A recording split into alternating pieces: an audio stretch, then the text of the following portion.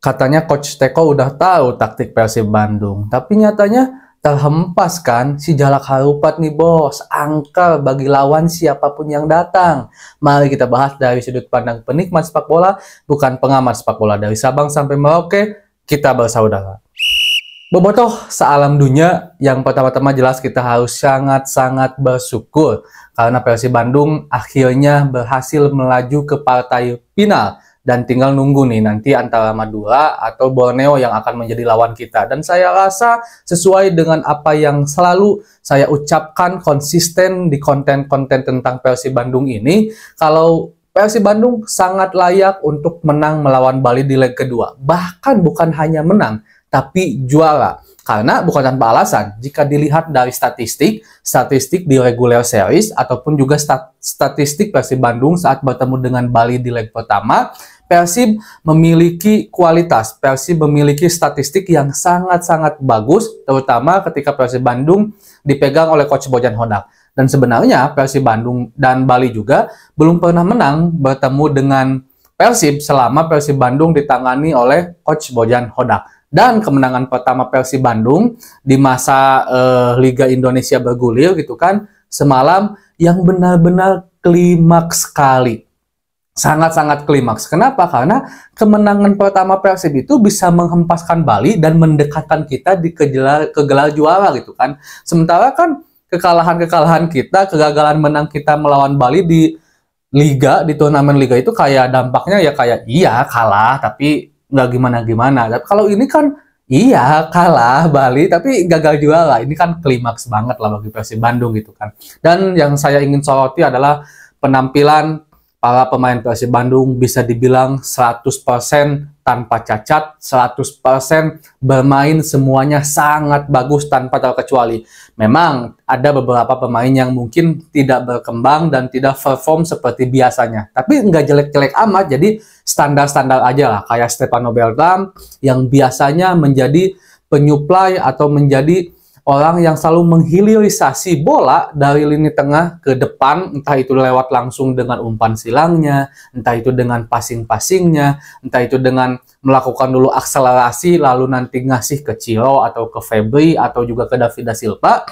Memang tidak ada di pertandingan semalam, tapi secara keseluruhan penampilannya bagus gitu. Cuman nggak bagus seperti biasanya dan nggak menonjol lah gitu. Jadi aman-aman saja, tidak membuat kerugian juga bagi Persib Bandung itu sendiri. Dan saya juga bahas dua konten tentang Febri Haryadi. Saya mengatakan kalau Febri Haryadi memang tidak kembali kepada performa terbaiknya yang dulu, yang King banget. Cuman sekarang Febri henteu supra teuing lah gitu, aya nama poswan lah gitu, saeutik nama aya perkembangan. Bahkan ini dilihat di pertandingan Persib Bandung akhir-akhir setelah regular series mau habis. Dan juga di leg pertama saat melawan Bali, memang tidak menciptakan gol, tidak juga menciptakan assist, tapi penampilannya lebih elegan. Terlihat bahwa Febri bermain seperti sudah tidak ada beban lagi. Percaya dirinya tumbuh lagi. Keputusan-keputusannya ada dapat gitu, bahkan bisa dibilang nyaris sempurna. Dan di pertandingan semalam, saya melihat Febri lebih leluasa. Dia seperti tidak ada beban. Kalau dulu kan ketika pegang bola, dia bingung tuh mengambil keputusan, apakah harus sprint ke luar atau ke dalam, apakah dia harus passing, apakah dia harus kasih terobosan, dan rata-rata lambat, telat mengambil keputusan. Tapi semalam dia lebih fleksibel, dia giring bola ke tengah untuk bisa membuka ruang, untuk bisa membuka celah, melihat celah dari pertahanan Bali. Dia kasih passing gitu kan, dia tusuk ke dalam, beberapa kali berusaha untuk melewati Rizky Fajrin. Itu hal yang bagus, terlepas dari Febri berhasil atau enggak lewati lawan, berhasil atau enggak dari passingnya, tapi keinginannya, kepercaya diriannya itu ada. Dan itu memang bagi saya sangat-sangat berdampak dari hasil Febri Haryadi yang selalu diberikan menit bermain oleh Coach Bojan Hodak atau juga oleh Coach Luis Milla sebelum Coach Bojan Hodak. Jadi itu tuh sebenarnya progresnya ada. Febri kasih menit bermain sedikit, akhirnya menimbulkan kembali kepercayaan dirinya sampai-sampai dia menangis ketika menciptakan sebuah gol. Nah, sisanya Kevin Raimendoja sangat bagus, walaupun ya di pertandingan semalam sebenarnya tidak ada peluang yang benar-benar bisa membuat Kevin kerepotan. Karena 4 back Persib Bandung, Rejaldi Hanusa, Harold Henhen, Nick Kuiper, dan Alberto tampil sangat luar biasa. Kalau Alberto, saya udah pernah bahas, bukan pernah bahas, saya selalu bahas ketika saya ngomongin pertandingan Persib Bandung, saya selalu bahas, dia tampil sangat luar biasa dan Luis Milla sangat-sangat pandai menurut saya dengan mendatangkan Alberto karena dia memiliki kualitas. Contoh seorang center back yang modern adalah Alberto.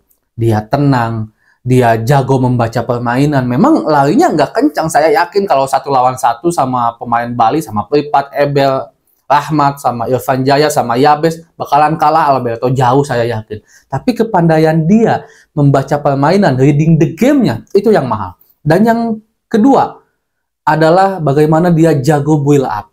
Ini adalah tipe center back Eropa banget, tipe center back pemain modern. Yang dulu kita punya Vladimir Vujovic, terkenal dengan build up-nya yang sangat bagus. Jadi Persib kebantu dengan adanya Alberto, bukan hanya kokoh di pertahanan, tapi juga pandai dan menjadi orang pertama yang membangun build up. Entah itu langsung ke depan atau juga memberikan ke lini tengah Mark Klok, Dedi, ataupun juga Stefano. Dan Nick Kuiper dibahas juga beberapa kali oleh komentator kalau permainannya hari ini Nick jago banget duel lawan 1. Kita harus akui Nick bagus, tapi ketika duel lawan 1 lawan 1 dia memang seperti agak mudah dilewati sebenarnya. Tapi malam Jefferson, Spasojevic, M. Rahmat, Irfan Jaya ketika bertemu dengan Nick one on one, the best banget. Nick luar biasa banget dan mudah-mudahan saja Persib Bandung bisa juara ya. Karena Nick pasti bahagia karena dia udah sangat lama bermain di Persib Bandung dan tentunya selalu gagal mendapatkan gelar juara. Runner up day, mudah-mudahan sekarang bisa mendapatkan gelar juara.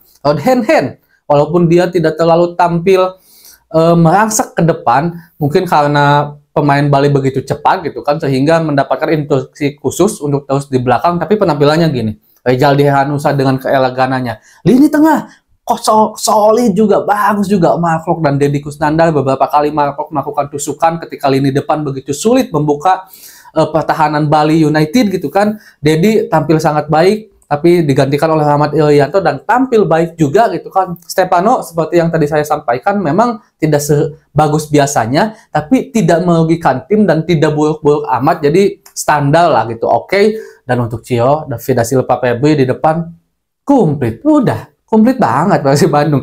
Dari penjaga gawang, pemain belakang, tengah, serang, wah menakutkan. Dan saya sekali lagi ucapkan bahwa Persib Bandung sangat layak menjadi juara.